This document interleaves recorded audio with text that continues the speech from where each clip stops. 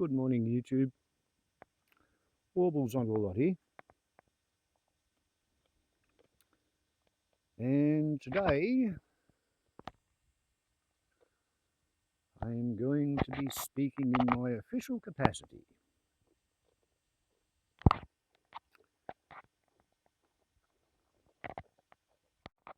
Squeaking as the actual fool on the hill in real life. And of course, it helps if one is already resident and paying rates in a privileged location where one's front doorstep to every ridge pole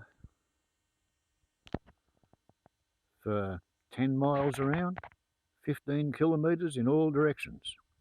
And not only, but also today, well, I'm going to actually rely on the terms and conditions and provisions as outlined within my hard copy of the poetic license, engraved on anodized metal, mounted on a varnished wooden plaque.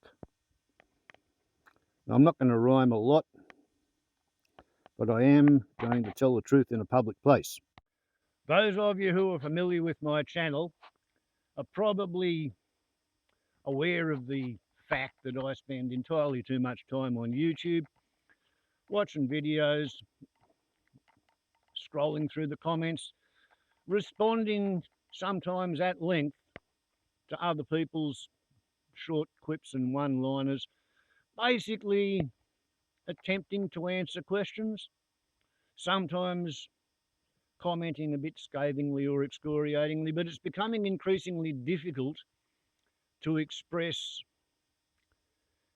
one's disagreement with somebody else's cherished notion.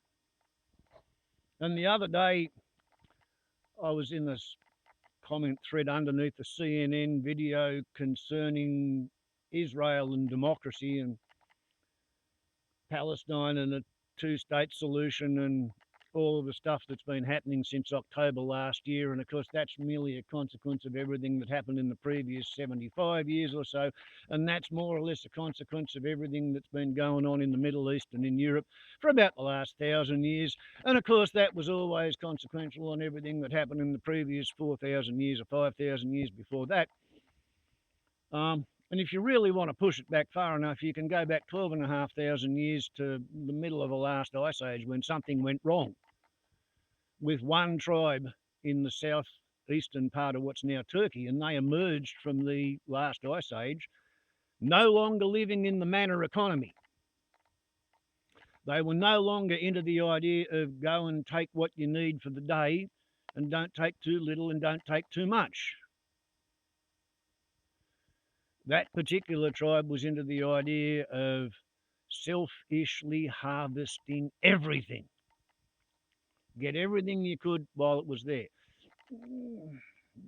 By 5,000 years ago, or maybe it was 3,000 years ago, when Moses was leading the Jews out from Egypt, where they had been enslaved for a second time after first having run away from Babylon when they became dispossessed goat farmers, when the cities ends of Babylon captured them as construction slaves. But anyway, when they were running away from Egypt, Moses didn't have anything to feed them, and he relied on his God theory.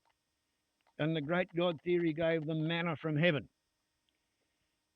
And it was white, and it was sweet, and it was carbohydrate and sugary and a bit of protein, and yeah, okay, you could eat it. It was better than nothing. And the commandment or the instruction, there was no actual commandment over manna, but it was take as much as you need. Don't take any more, because it goes rotten if you store up all you can get. Next day, there's nothing left of it worth eating. Only take a little bit. So the original religious spiritual belief, the practice as taught in their Old Testament, the idea was stored wealth is a bad idea because it goes rotten. Only take a little bit. go back to the manor economy. Well, have a look around yourselves and you'll see that the people who doubted the ability to find more next time, they did not trust the great God theory, the provider of all things great and good. They didn't trust that. They wanted to go and make sure they had enough for tomorrow by taking everything. There's 8 billion of them now. I can remember when there was 3 billion people, 3.1 billion when I started infant school and 3.4 billion when I left high school. The harvest everythingists, they bred faster than the people who lived in the manor economy because they harvested and consumed everything. And then when they'd run out of everything, they then went and captured the resources of their neighbours and took their land and took their grain and took their food plants and took their hunting grounds. Killed the men and took the women too. Welcome to harvest everythingism. And it sort of goes against everything in all of the religious teachings. If you think about it, the idea of the manor economy had survived so strongly within the religious spiritual side of Judaism that when Jesus came along a mere 2,000 years ago, he was a harsh preacher and he left a thing that the Catholics or the Christians call the Lord's Prayer. And one of the lines in that is, give us this day our daily bread. Give us our firewood. Let it fall down from the trees. And when there's no more firewood to cook your daily bread, then move on, go somewhere else. Don't ever take any more than about 10% of the surplus you see lying around so that there's plenty of surplus for somebody else, for someone else, for something else. When I was about 6 years old and I was on my very first ever boy cub camp out round Pinkett, we were taken out at 7 o'clock in the morning, fresh out of the sleeping bags, and we were taken for a walk in the dew, and we were shown this little white speckledy stuff on the ground called manna. And it was sweet, and it was good, and I ate manna.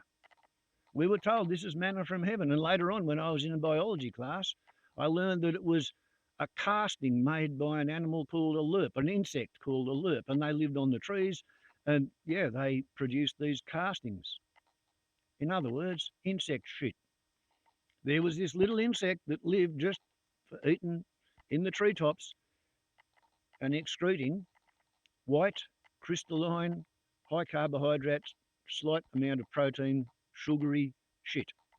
And it was good to eat because that's how the ecology works. Everything is interdependent. So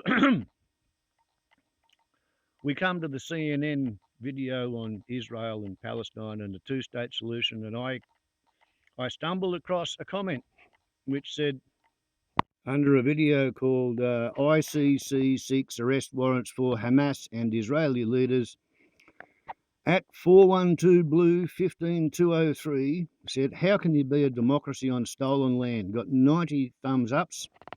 And somebody called Left Lane Ryko 6063 said, warbles on a lot. You are freaking brilliant. And I thank them for that comment. But it would be interesting, I think, if I were to read out to YouTube the comments in that thread. How can you be a democracy on stolen land? They are a theocracy by definition, like the US on Indian land, the same way US, Australia and New Zealand are. No, that is not a fair comparison. The Indigenous people in those states are not living under apartheid anymore. That's fucking bullshit. Israel is not a theocracy. It has a Knesset, which is secular. Do some reading for fuck's sake. It is disputed that it was stolen, even if it was, like the USA stole land from Native American, Indigenous Indian tribes. It's time to recognise that the landowners are now who they are. Israel owns the land from the Jordan River to the Mediterranean Sea. Whatever dispute over who had it 1,000 years ago is done. International court say it is Israel's land now. Only got one like that. Left Lane Ryko 6063 says, I guess, but does that make it right? One like. David Reidenberg, what stolen land? One like. David Reidenberg, to left lane Ryko, yes it does. One like. Tal, stolen from who? It was a no man's land. Jews lived there as well. The Palestinians started a war and lost, which is how 90% of all countries around the world have come to be in one point or another. Two likes. You are right. How come? Get educated, and then we have warbles on a lot. Okay, we'll go past me and come back to it. And land, desert like land, hot temperatures, naked rocks, sand, and you gully, land like hell. Warbles on a lot. You are freaking brilliant. It's not a one-to-one comparison, but it's absolutely a fair comparison. Yes, Aboriginal people in former British colonies are today equal under the law, but they were absolutely living under apartheid and being subjected to genocide before. How did we get to this point? They weren't given a choice, much like the infamous line from The Godfather, I'll give him an offer he can't refuse. It was make peace with the settlers and accept token compensation in, quote, reservations, or fight for their self-determination and probably die while the settlers would take all their land anyway. So yes, what Israel is doing today is simple settler colonialism, which is exactly what gave rise to countries like Canada, Australia, etc. The only difference is it's been 200 plus years in those other places, while the settlement process is still in full swing in Israel. In 300 years, if nothing were done about it, Israel would be just another Canada or Australia with a dispossessed minority indigenous population offered token platitudes in lieu of self-determination. International courts do not say the land between the river and the sea belongs to Israel. Indeed, the use of legal term occupied Palestinian territories by the International Court of Justice specifically acknowledges Israel does not own the land. It wasn't a no man's land at all. Vibrant communities, Christian, Muslim, and yes, Jewish, have lived there for millennia, even before Jews. Yes, Jews were not the first inhabitants, despite. Whoopsie. Will you please give me more of that? Bugger. Anyway, let's go back in there and see if we can find it again. Finger trouble, working with the left hand. Despite their mythological beliefs. Second, yes, 90% of all countries have come and gone through conquest, but in 1948, after a particularly harrowing war and atrocities, the international community decided to get together and make rules about international relations, the Geneva Conventions. Actually, the Geneva Convention started in 1901, 3, 5, 9, 11, well before then. And one of them explicitly states that territory cannot be gained through conquest. Israel signed this. What you are saying is equivalent to, quote, humans have been murdering each other without consequence for thousands of years, so don't cry if somebody murders your family. Despite us today having laws against murder, 2 likes for that, most Jews living in Israel came from other parts of the Ottoman Empire. I think that might be bullshit. After the Arabs and Turks committed genocide on the Armenians, Greeks, Assyrians, and butchered all sorts of, quote, wrong types of Muslims. So please tell me which stolen land we are talking about. Israel is a pariah state right now. Ask the USA. Because they killed them off. Whether the land was originally Palestine or Israel's 1,000 years ago is done. It's the same for indigenous peoples of America, Australia, etc. Done. The international courts, the UN and the international treaties, laws, etc. recognise that America is America, Australia is Australia, and Israel is Israel. From the Jordan River to the Mediterranean Sea is a country that belongs to Israel. They only care about 1967, but if people protest about 1948, then why do you think Israel doesn't care about 1967 borders? Everyone accepts that the 48 border, but if they took land in 67 from Jordan, then if they got away with it in 48, why not again? That's the reason. Because those that hate it would start with 48 and not the Palestine Authority issue over 67 borders, creating 2 states. So Israel sees a future where it can be recognised just like everyone accepted it at the UN for 48. Nothing stolen. It's disputed that it was stolen, even if it was, like the USA stole land from Native American indigenous tribes, Indian tribes. It's time to recognise that the landowners are now who they are. Israel owns the land from the Jordan River to the Mediterranean Sea. They say that a lot, don't they? Whatever the dispute over who had it 1,000 years ago is done. International courts say it's Israel's land now. You notice I'm not actually disputing any of these points because it was my comment that changed the tenor of the discussion to this. We'll go back to me in a bit. I guess, but does that make it right? What stolen land? Yes, it does. Stolen from who? It was a no man's land. Jews lived there as well. The Palestinians started a war and lost, which is how 90% of all countries around the world have come to be in one point or another. You are right. How come? Get educated. Warbles on a lot. G'day.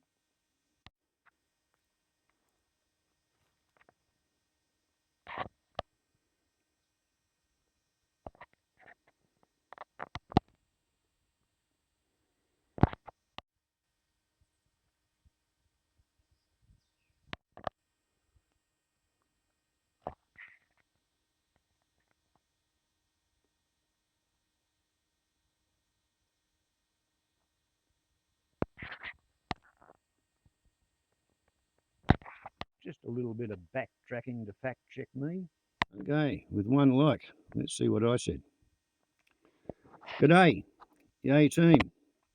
I live on Ngurubal land and I'm third, fifth generation descendant of European colonists who arrived on the continent in 1850 and 1879. When I started school, there were 11 million citizens on Oz, and Aborigines appeared on the census, being counted as wild fauna till the referendum in '67. I started voting in 1980, and for 43 years I've voted against anthropogenic global warming and the economic growth which causes it. And for 43 years, the party, the Australian Greens, for whom I vote, has lost every time. But when my hometown elected a Green councillor twice, and the second term she was elected mayor by the councillors. At state and federal level, the Grow the Economy parties have always won. Indigenous people in Oz are the third worst treated traditional owners on colonized land on Earth. The Chinese treat their Uyghur minority worse than Oz treats Aborigines and Torres Strait Islanders, and Israel treats Palestinians worse than the Chinese treat the Uyghurs.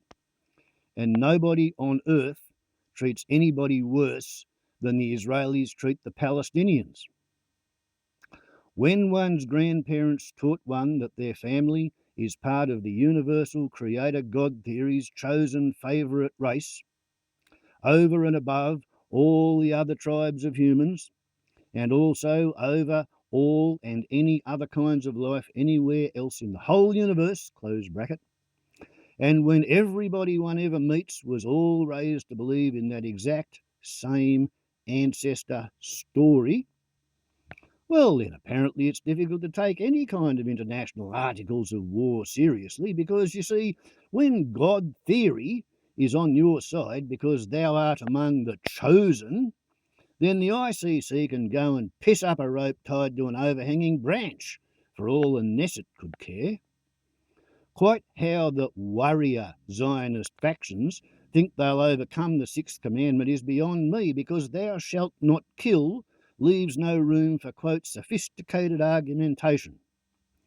Sophisticated, originally meaning adulterated and impure, first applied to artificial gemstones made by doping pure molten clear glass with impurities to leave it permanently discoloured, ready to be cut and used as paste jewels in cheap costume jewellery, closely related to sophomoric, meaning callow and immature, derived from a sophomore, being one in their second year of studying anything, all stemming from the ancient Greek school of philosophers called sophists after Sophocles. Sophist philosophy prides itself on being elegantly constructed nonsense. Arguments pretending this, that, or some other selfish political hypothesis, quote, justifies anyone killing anybody else boils down to being an act of hypocritical, blasphemous apostasy. So it should be quite a dramatic spectacle to regard God theory's response to the way Benjamin Netanyahu has single-handedly done more to rehabilitate Hitler's memory and public image than everything said by all the demented weraboos, claiming General Paulus was a pussy for surrendering at Stalingrad, and that if only Hitler had been assassinated in 1938, why, then there would be statues of him still standing all over Europe now today.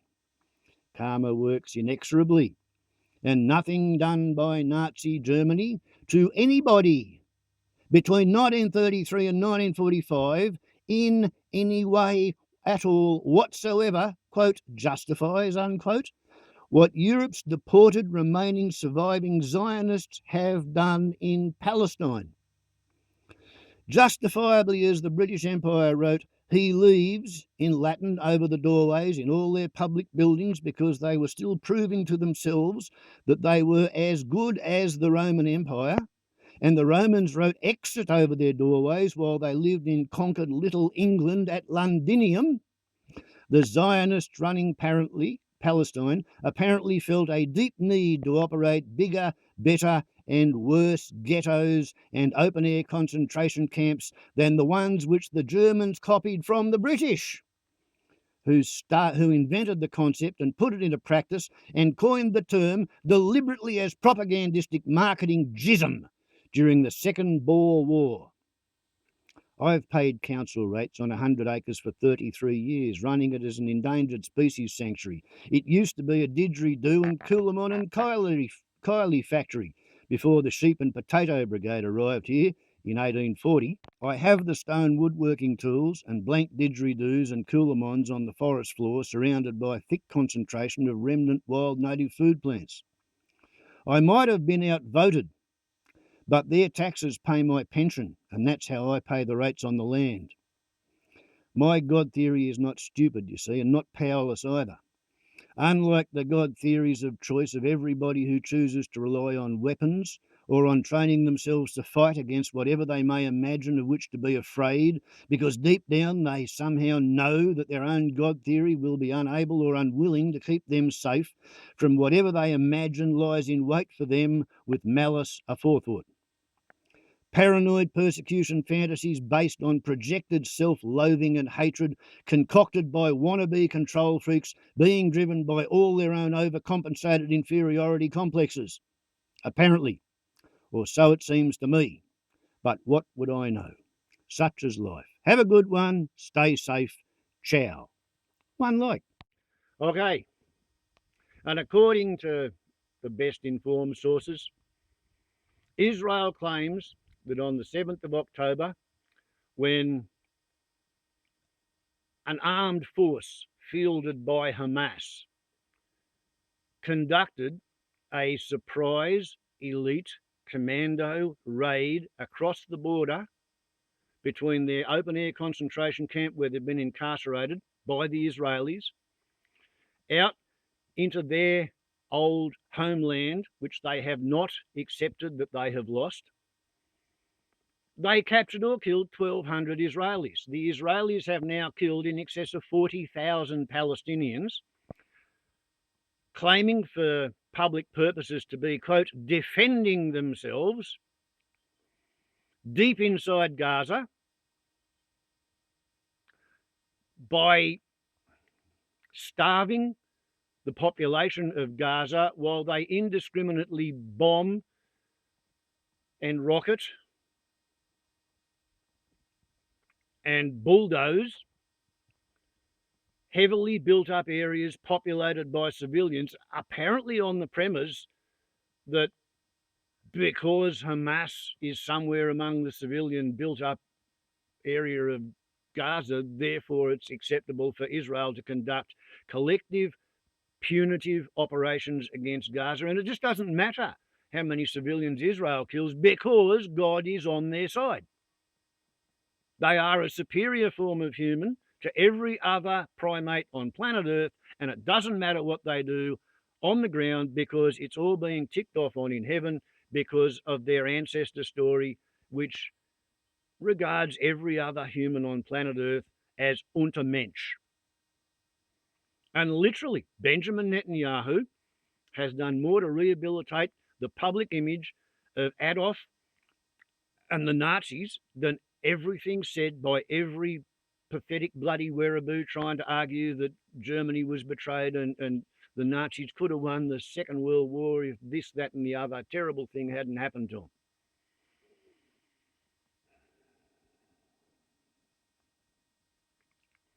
I grew up in an Australia which had suddenly done an about-face from the pre-World War II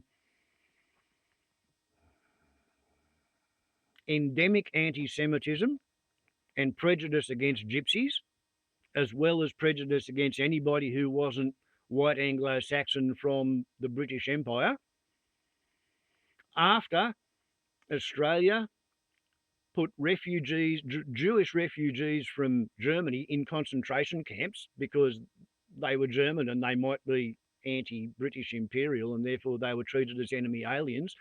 And yes, we did do that. We put Germans in concentration camps in the First World War. We put Germans and Japanese in concentration camps during the Second World War. And we put German civilian Jews in concentration camps during the Second World War after England locked them up and shipped them here, just expressly so that we could concentrate them. Right? It wasn't until the British and the Americans discovered Dachau and Auschwitz and Bergen-Belsen and places like that, that all of a sudden everybody wanted to forget about how America and the British Empire and all the other countries who had colonial possessions, as they used to call them, had turned their back on the Jews who were trying to run away from the Germans. And everybody sort of kind of forgot how it was really weird, but Britain was given a mandate to administer Palestine after the First World War, having told the Jews they could have a homeland there, having told the Arabs they could have a homeland there, having lied to both sides, and then being left with the job of trying to keep the two sides they had lied to from killing each other. And they were doing a sort of almost halfway decent job when World War II happened. And yeah, once again, there was Jews and Arabs fighting in separate brigades for a free homeland on the Allied side in World War II.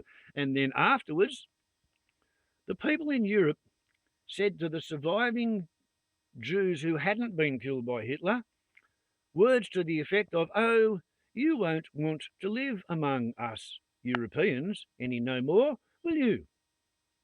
We might just suddenly, at the drop of a hat, change our minds politically and ideologically, and you'd have to be frightened of us because we might put you in a concentration camp again. Why don't we deport you, subsidise your travel, and Jews anywhere in the world, they can go and live somewhere else."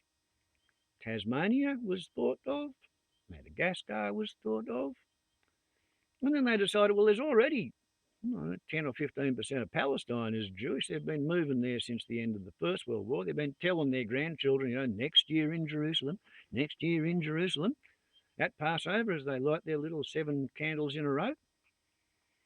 Yeah, ship them to Palestine. Now, my brother and my sisters didn't go to Palestine, although their mother was Jewish, because her mother was Jewish, and Jewishness is transmitted down the matrilineal line, because a woman knows her daughter's children are her grandchildren, and every man only bloody hopes his son's kids are his grandchildren. So Jewishness is transmitted through the matrilineal line. I'm a lapsed Presbyterian, but my siblings are Jews. So pretty please, don't go pretending that I'm a wicked, evil, nasty anti-Semite, because I choose to consider the Jews in the same light that I consider all forms of God theory under the constraints of comparative theology. If your God theory says thou shalt not kill, then you're a bloody immature, incredible, as in non-credible, half-wit if you think you can bullshit to your God theory. If you think you can lie to your God theory that black is white and killing is not killing because it's only killing if you murder and it's only murder if you go to court for meaning to kill somebody, and if you're shooting that person because you're inflicting collective punishment on that person for what somebody else did last year somewhere else, all because they wear the same coloured shirt or they come from the same hometown, I don't believe there's any possible way that you can get the Creator God theory of the universe who inspired Moses to write the 10 Commandments with the same prohibition against killing that was already existent 2,000 years before that, when the Babylonians were writing down their version of the 10 Commandments. Thou shalt kill not, rather than thou shalt not kill. Pretty sure that's what Ahura Maz told Zoroaster to write down. So, yeah, it is very difficult to have any sympathy with anybody who goes against the tenets of their own religion. All the Palestinians who decided to be elite commandos attacking Israel, they were going against the tenets of their religion, and the Muslims are bound by Muhammad to follow all the teachings of Moses and John the Baptist and Jesus. It's not as if there are separate gods telling their followers to fight among each other. There is one universal creator God theory telling everybody to stop being so bloody selfish. The only true Satan or sin is selfishness. It's not possible to fight a defensive, preemptive war by going out and attacking whatever it is that you're afraid, or whoever it is that you're afraid might one day perhaps take it into their heads to attack you. You self-entitled bunch of precocious little immature, blasphemous, hypocritical, apostatic half-wits. How can you claim to be doing God's work by killing all the bad guys when God said, sit on your fucking hands and let God straighten it out? They don't pay any attention to me, but at least that comment got past the bloody algorithm. Normally, if you say anything at all whatsoever that's meaningful, the comment is struck. You post it, it says comment posted, and then you hit the edit button and you go back in and you add 2 dots to the final full stop and you hit post and it says comment failed to post. That means the algorithm has found something objectionable and taken it away. Other times you'll post and it says comment posted and it's just not there. That means you've been blocked.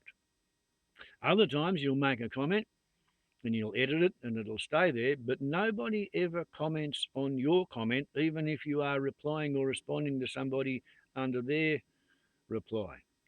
I think that means you've been muted, so you can see your own reply, but nobody else can see it. So it's really rare for that comment about Israel and democracy and indigenous people and colonialism. Bear in mind, a colon-ist is derived from the word colon, and a colon is a long muscular tube with a mucous membrane lining and it's filled full of shit, fecal material.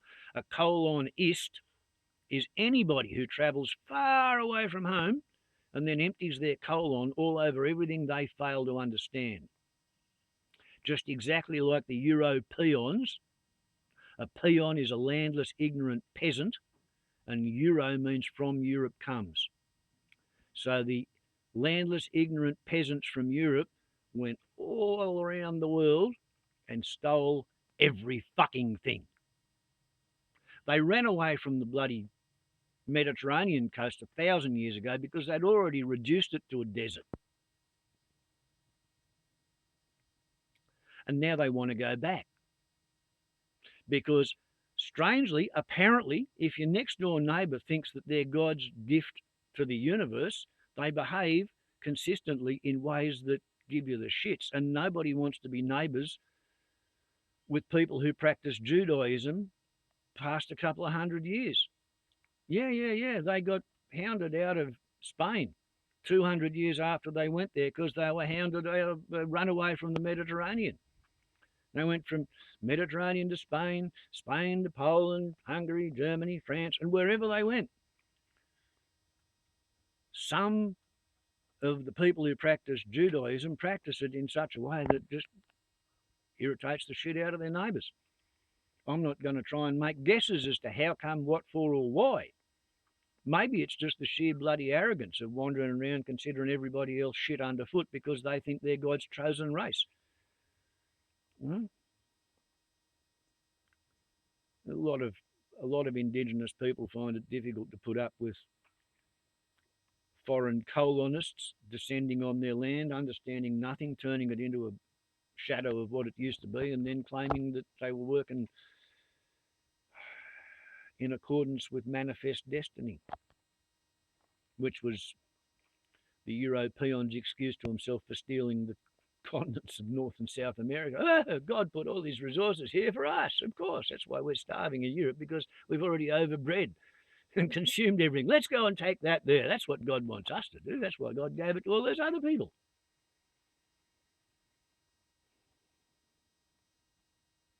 No, I just can't see anything justifiable in the way Europe has behaved. I can't see anything justifiable in the way the Israelis are behaving.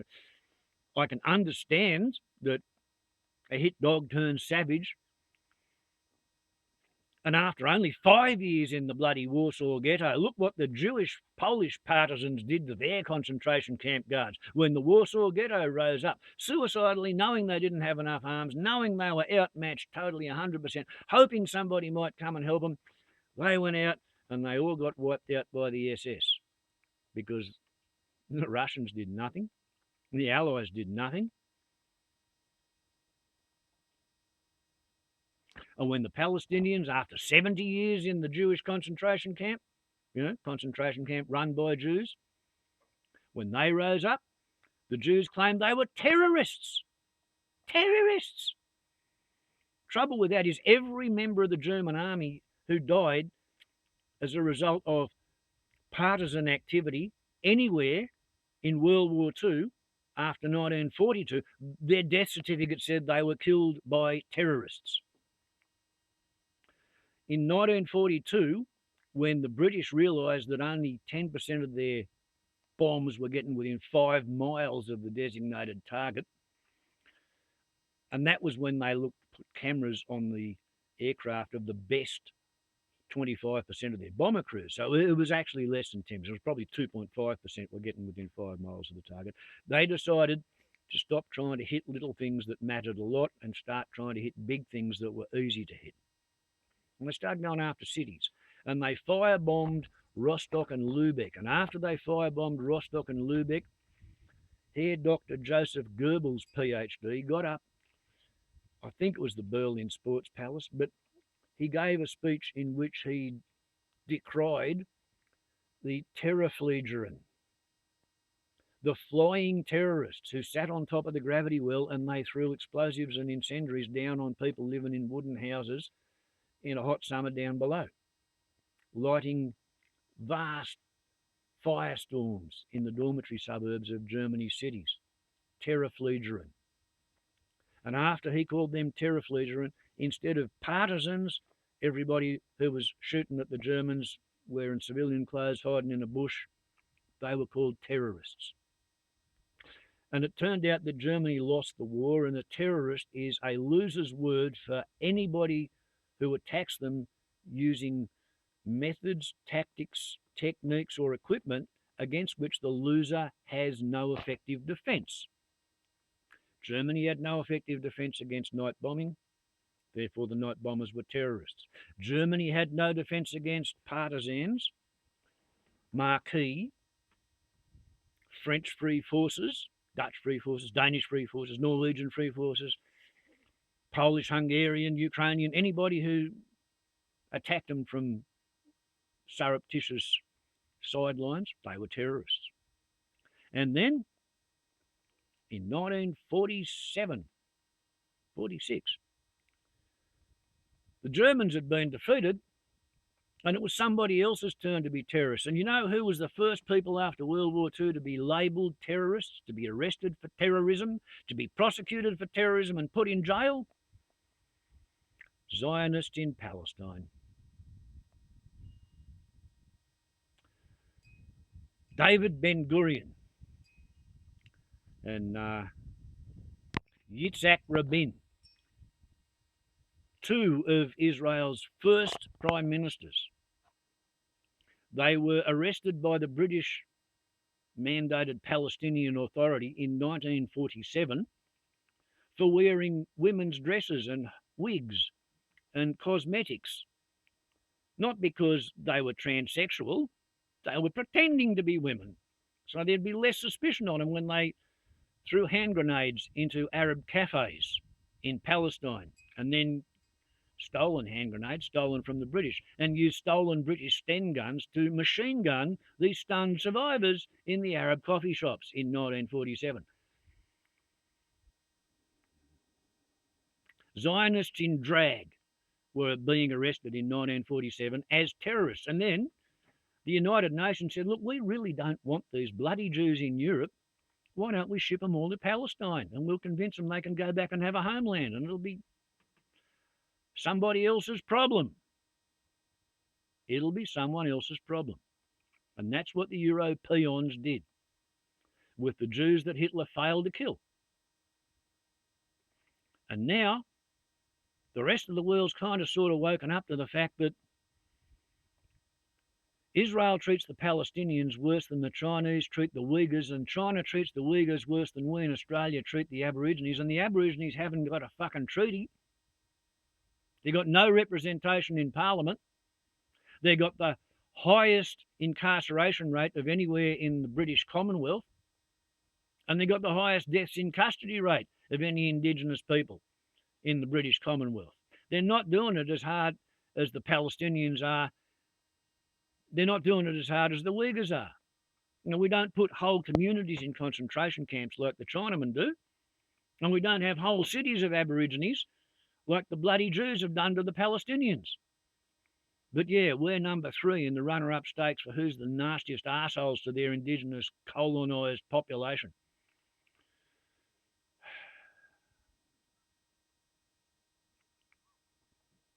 And I guess I'm sufficiently autistically disconnected from the society which pays me enough for me to pay the rates on the Endangered Species Sanctuary that I was spat out at an early age. I tried very, very hard to fit in. By the time I was 25, I'd worked as a nurse for 5 years. I had a bad back, and they said, fucking go away. You're no use to us. We'll pay you enough to obey the law. If you break the law, we'll put you in jail, and then somebody else will make a lot more money out of being paid to lock you up. So that's the answer to the question. Can you have a democracy on stolen land? Well, yeah, you can sort of go through the motions. Right now in New Caledonia, the frog and snail eaters are finding out that, yeah, New Caledonie Francais, New Caledonie Francais, New Caledonie Francais. It works just about as well as Algérie Francais, Algérie Francais. Indochine Francais, Indochine Francais. Didn't fucking work in the 1950s. Didn't work in the 1960s. What the hell makes the frog and snail eaters in France think it's going to work in 2024?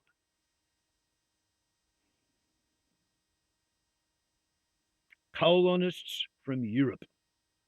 They want to go all around the world and shit all over everything they fail to understand, and then they want to sit up there and smugly say, oh, but it's a democracy. Look, see, we just shipped a whole bunch of frog and snail eaters out from metropolitan France where they were born, and after 10 years, they can fucking swamp your population and overwhelm your ballot box, and you can suck it up because it's democracy, see?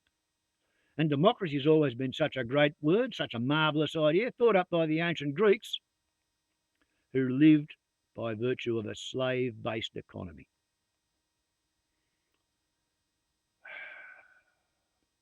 The bit that really worries me is that the required ecology necessary to live a traditional Australian Indigenous lifestyle hasn't been in existence here for over 100 years.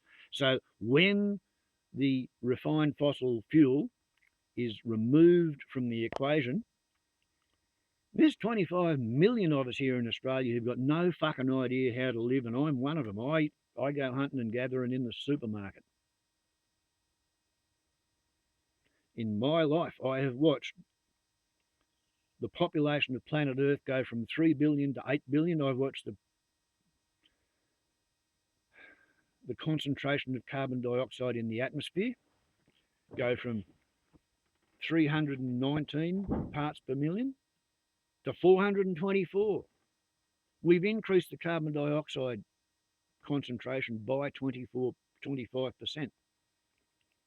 And there are people who can't be bothered trying to reduce the amount of fossil fuel they burn because it is so convenient, and they can't be bothered changing.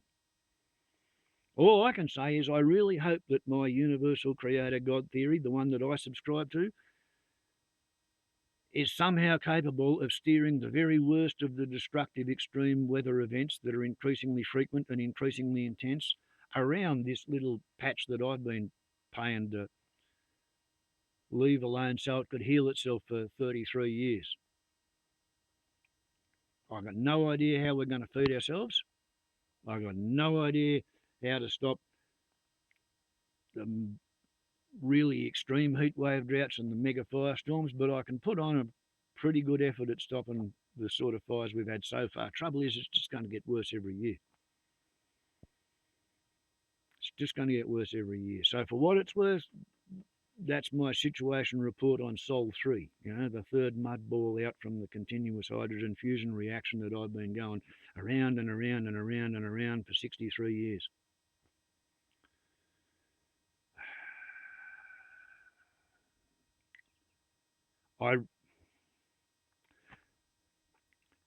I wish everybody on the planet, all 8 billion of the fucking selfish idiots, would wake up to themselves tomorrow morning and decide to try and get through the rest of their life being pacifists and vegetarians and try not to fucking kill whatever it is that they want to think they're afraid of. But you know what? Free will. Perfect liberty, absolute responsibility, total freedom to pick wrong. And that is the issue. Everybody has total freedom to pick wrong. And what can you do about it?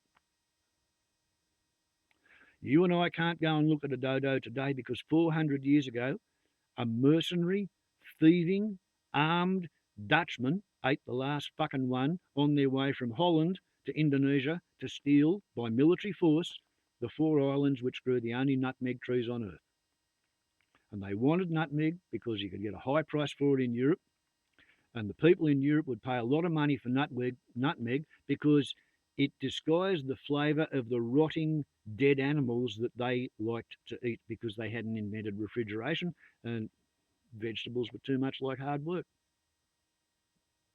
You had to maintain your environment to live on growing plants, whereas you could go out and force animals to walk back to where you wanted to eat them. You could kill them and dry them and cart the dried meat back. So in Europe, they ate a lot of rotten, rancid, off meat, and they wanted the spices from the Spice Islands to make it smell better and taste better. Because, you can put lipstick on a pig, and Europeans are really good at polishing turds in their own imagination. Anyway, such are my thoughts. And I haven't had a drink for about 3 months, 16 weeks, maybe 4 months. But I might be mad, and I still do rhyme some of the time. Thank you for your time and attention. This has been an official bulletin from the actual fool on the hill. Ciao.